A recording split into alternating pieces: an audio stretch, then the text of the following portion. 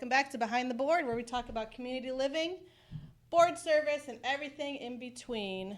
Welcome, Diane. Hi. How are you today? Glad to be here. Looking forward to it. Today we're going to talk about our favorite summer topic, community pool rules. Oh, man. Love the pool rules. You know, Yes. I was in the pool store the other day. Okay. And I saw this giant giraffe. I wanted it so bad. My husband was like, no, can't have it. So we have pool rules at home, There you go. apparently. See, I don't pool. know. But yeah, so what's on your mind about pool rules? So I worked in resorts for a long time, and water parks and community pools, and I think they all have the same issues. Yeah. So it's the good rules, why we have rules, Right.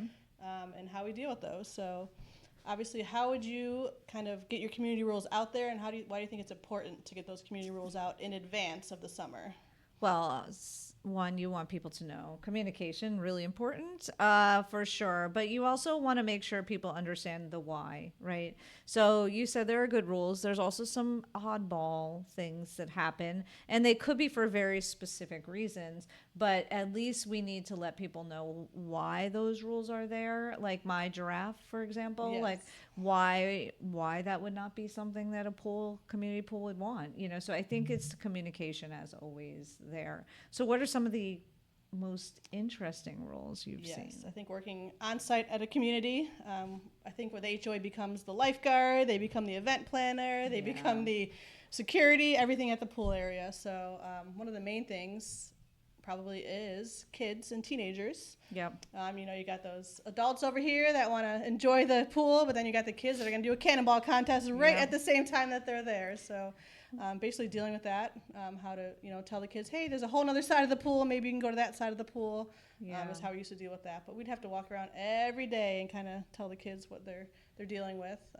It is interesting too, because depending on the type of community you're in, also dictates what maybe those rules should be. Like an active adult community would have probably very different rules than say, your more family oriented one. But it is, the kids really love the pool, right? Yeah, they want to get their enjoyment out of it, so cannonball contests are a lot of fun, maybe annoying to some. Same with music, right? Yeah, Similar that's a big situation. one, Yeah, you tend to see people who, everyone has different tastes. So everybody becomes a DJ at the pool deck that day. So you've got a lot of different tastes in music. So what are some other ones, like alcohol at the pool? That's a big one. Yeah. So I think as long as it's posted, again, we always like to send it out in advance. So I think that's a good tip. Maybe a newsletter, maybe email it out so people are aware of what the pool rules are. Because some people just don't know. Right. So they might come out there, with their family, their coolers, their glass bottles is always a big one. So as long as we tell them, hey, no glass, but we used to say, as long as it's in your Yeti, we don't know what's in there. So there's just ways to get around with it. But it just depends what the pool area has, and because it can cause some mayhem as well at the end of the day. Everybody's in the sun, they're with their coolers, they're having a good time. So how would you deal with that situation? Maybe a rowdy group out there. Yeah, so it's interesting too, because the HOA, they're not security, right? And some communities do have security and some do not, but we always tell like our boards and other bystanders to not take matters into their own hands. Always call law enforcement if something got to the crazy point. But typically it's usually just a conversation, right? Hey guys, you're getting a little rowdy. Maybe you want to take your party back to your house. We deal with a lot of resorts, right? So people are on vacation.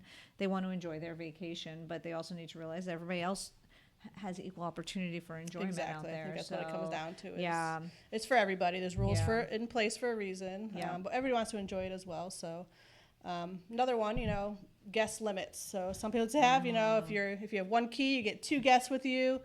Now, we're not that strict on that, but if you're bringing your whole baseball team out there and they're having a big event, things like that, that's where we kind of got to deal with that.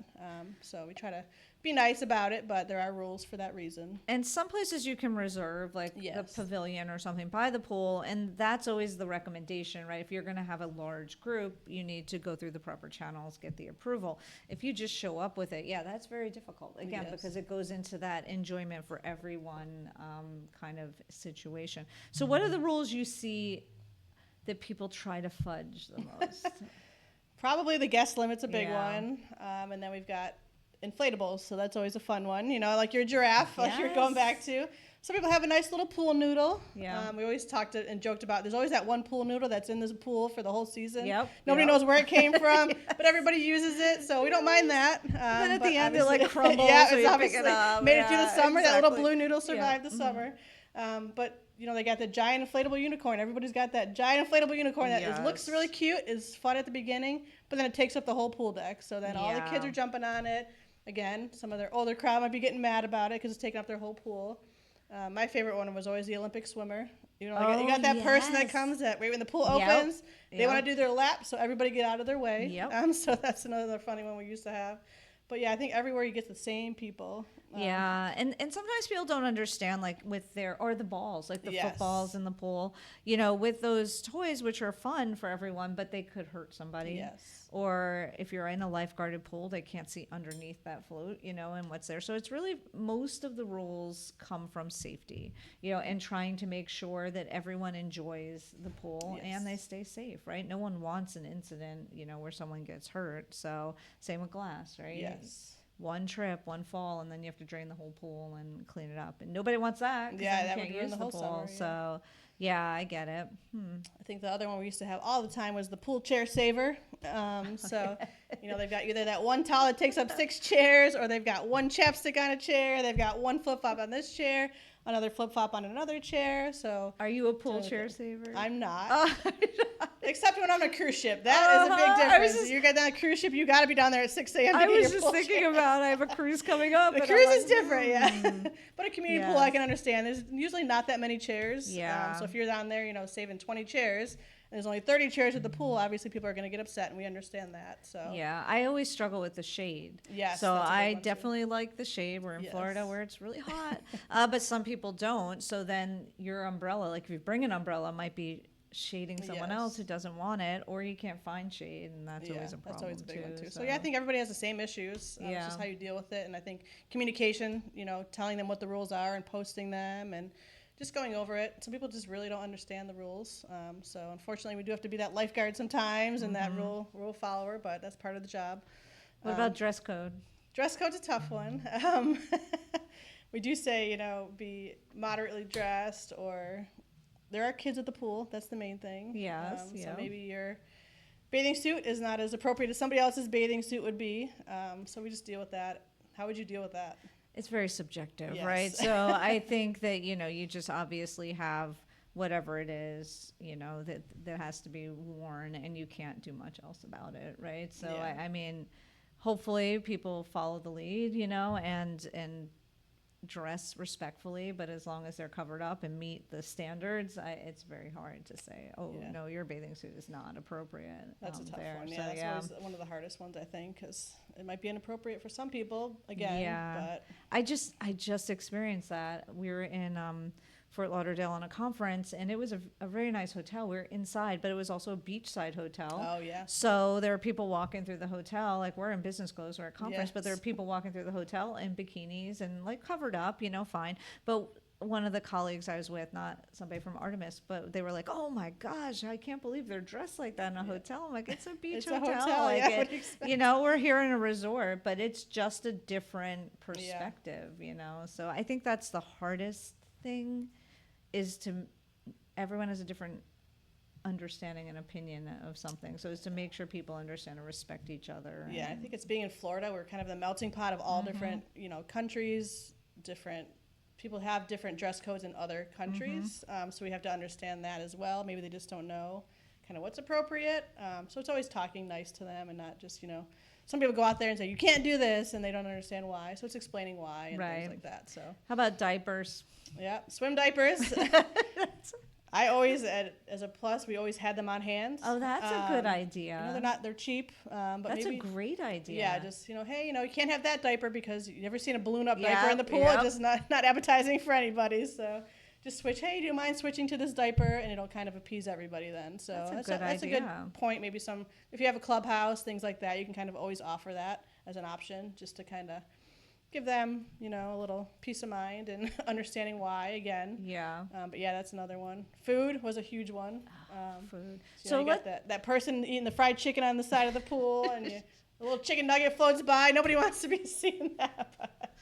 Fortunately, it happens a lot. So how would you deal with that situation? Yeah, let's talk about food. So Yes. typically there's a couple different things, right? So there's no outside food or drink. That's usually when there is a restaurant on site, right? That's usually why, because they want to use the food. But if you allow outside food and drink, what are the rules? Do you have to eat it on the chairs? I don't. If you're working at a resort and things like that, the Department of Safety actually for community pools as well, drinks and foods should be 10 feet from the pool. So if the water inspector does walk by, that's why we kind of play it off by that, Okay. Unfortunately, the pool rules are 10 feet from the pool, so. I've learned something then. Yeah, that's kind of what the pool inspector would tell you. Just, even drinks. I know people, especially the resort communities, they want to have their big bucket in the pool and everything like that. You're not supposed to, but that's one of those rules that kind of, if nobody's bothering anybody, it's okay. Yeah. But that can be one of those. So I think, you asked me what I would do. Again, it's all communication, right? Yeah. And so a lot of times people just don't know, so they don't do it. And most of the time people are good and they'll go sit back. Just don't mind going to your pool chair. Yeah, exactly. But there are times where people will be very frustrated and not want to leave. And then again, you have to go back to the communicate nicely, and if it becomes a problem, you definitely have to take matters with law enforcement. Yeah, I think if it becomes a problem, maybe have a designated food area just so people can see, this is our designated food area, then you have a place to give them to kind of eat. Because everybody wants to eat at the pool. You don't want to go back to your house and bring it back and things like that. So. Well, I've never been a big fan of sitting on my lounge chair eating my chicken nuggets. I like to go be at a table, with your umbrella and your shade. Yeah. But then when we're dealing with community pools, a lot of them don't have those spaces, those restaurants and things like that. Exactly. So then most people are bringing in sandwiches or something. Yeah, they got their chips on the side of the pool and making the kids feed and stuff like that. But it is, I think that's important of a did you know? Did you know why we ask this? And, we want to keep the community in compliance. And so do you as a resident. So this is why we have to do it that way. Perfect. Yeah. Any other funny stories you have from your pool days? I'm trying to, how many times have you had to evacuate the pool? And yes, Florida. Yeah. Those lightning sirens. Actually, they make a lightning siren now, so you don't have to worry about that. But not everybody can have that. So, everybody becomes a weather person as well. The HOA is the weather person. And people get angry. Different apps and things like that. Angry about that. They do not understand. But I wasn't thinking about that. I was thinking of kid incidents. Oh, okay. Evacuating the pool. Oh, that kind of incident, yes. We call those code browns. So that's another one, safety first. Yeah, of course. So we're just, as long as we're telling people, that's where the swim diaper comes back. That's why we don't want to ruin it for everybody. Please put your child in a swim diaper. And that usually kind of cuts down on 90% of the accidents. But sometimes you never know where it's coming from and why it's coming there. But yeah, unfortunately, that is one of those other pool rules that we have to talk about. So, which most people, people know this. They just, I was going to say stuff happens. Stuff does happen. It does. So you got to be careful. Or the little tiny child who wants to ride the water slide. I always feel so bad for them. I know. Everybody has the same issues everywhere. So yeah, for sure. He'll grow up in a couple years and he can come back and you've wrecked that child's life. Exactly. That's it. They can't ride the water slide. Definitely. I was that kid though. Oh yeah. I was really small and trying to sneak on. Trying to tiptoe my way through. Exactly. Always got caught every time. It's worse is the parents that don't understand the slide rules. Yeah. Again, safety. We keep saying safety, but that's for their safety rules as well. So. Yeah. So community pools, back to your HOA that has a pool. Do you see those get used often? Do they stay empty most of the time? What is your feel on that one? That's a good question. So a lot of them, it depends. Some of them don't have pool chairs. They're not upkept and things like that. Right. So we got to kind of make sure they are. But when we see in Lifestyles, a lot of events that happen at the pools. It does bring a lot of people to them. And then they'll start using the pools and things. Saturdays, Sundays, they get really busy. Do they? So those are the days when people come out, but again, they want to be there the whole day, so they'll bring their coolers and their speakers, and they'll have a party out there. So that's when we got to make sure the rules are followed. But I think weekends are good. After work, some people come. Summertime. I think one of my favorite pool events, community pool events, was the one where you had the fireworks and all that. Oh, yes. And the kids, we were having this formal party on one side, with all this food. And the kids are just cannonballing. They were having so much fun out there. And it was really cool to see. And we were fortunate the space was big enough to kind of do separate things, you know. That's a big thing because but, a lot of people want to have like a nice fancier party, but they're like, oh, people are gonna be dressed up, or we're like, the kids don't care. Let's entertain the kids over here, and then we'll have a big event for the adults over here, and that works out really well, actually. So yeah, as long as you have, you know, safety again. We had a person monitoring the kids out the pool, and the parents are over here at the bar area and things like that. So but yeah, that was a great event. One of our bigger ones. So we love those type of pool party events where we'll do everything out there. Bingos, trivias, pool games, just to get the kids out there. The kids are happy. The parents are happy. So do you run into, because I've seen this, where you're doing an event, say with music and stuff, but the residents who maybe are living near the pool are very unhappy because we're making too much noise and have this big party going on? Yes, we've had that. Some of our condo communities where the pool is right in between all of the buildings. We've had that. So as long as, again, communication, we keep going back to that, but as long as, hey guys, it's only a 2-hour pool party. We don't do them early or late. We kind of learned that lesson. So right in the middle of the day usually works well because people understand, you know, we're going to have a little music. We'll keep it down, but live music works well. Maybe like a steel drum band out there or something like that. So it's relaxing for everybody. It's not like, you know, crazy DJ or anything like that in those type of communities. But it's all about the communication and letting them know it's only 2 hours during the day. And what we have to learn, you know, you can't do them very late because you don't want to interrupt those people. So yeah, that's a great point as well. Because we do have those communities where there's houses or condos right around the pool deck, so you don't want to be interrupting everybody. So what's the craziest pool rule you've seen? I'm trying to think. I don't know that I have one. They're all pretty standard. Pool rules, yeah, I think they're all pretty standard. How about you must shower before getting into the pool, which no one does. No one does that, no. Right? I've never seen that. I do, of course. Rule follower over here. But that's one where it's like, gosh, that's a hard one to enforce. Yeah, I mean, I've seen where people just don't allow pool toys or balls in the pool. So the poor kids are out there just trying to, you know, you can go back to Marco Polo, things like that. But kids are expecting to have fun. But I understand that, like 55 plus communities, like you said, no balls, things like that are usually pretty standard in those communities.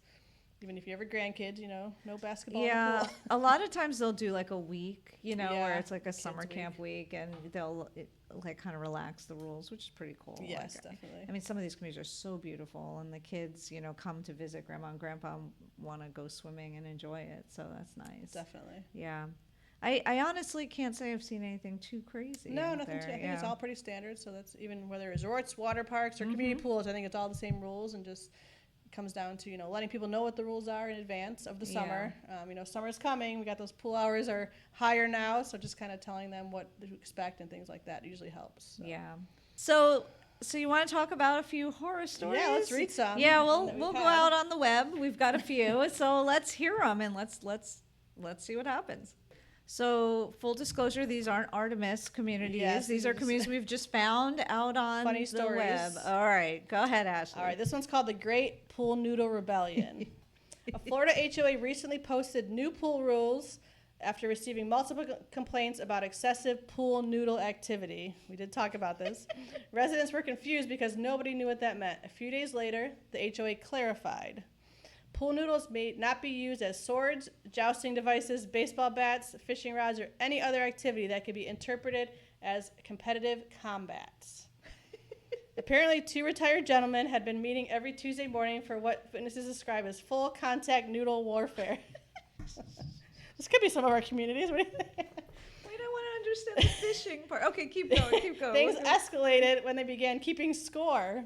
Oh, the other residents joined. Then teams forms. Oh my gosh, it became a full-out brawl. I think this is a great idea. Then somebody created a tournament bracket. Okay. Pool Noodle Olympics, yes. The final straw came when a resident arrived wearing a bicycle helmet and carrying 6 pool noodles taped together in what the HOA documents later described as a foam battle staff.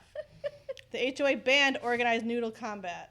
The following weekend, residents responded by holding an unorganized gathering of individuals would happen to be hitting each other with pool noodles. Happened to be hitting each other. No rules were technically broken, but the HOA called an emergency meeting. Wow. I could see that actually happening.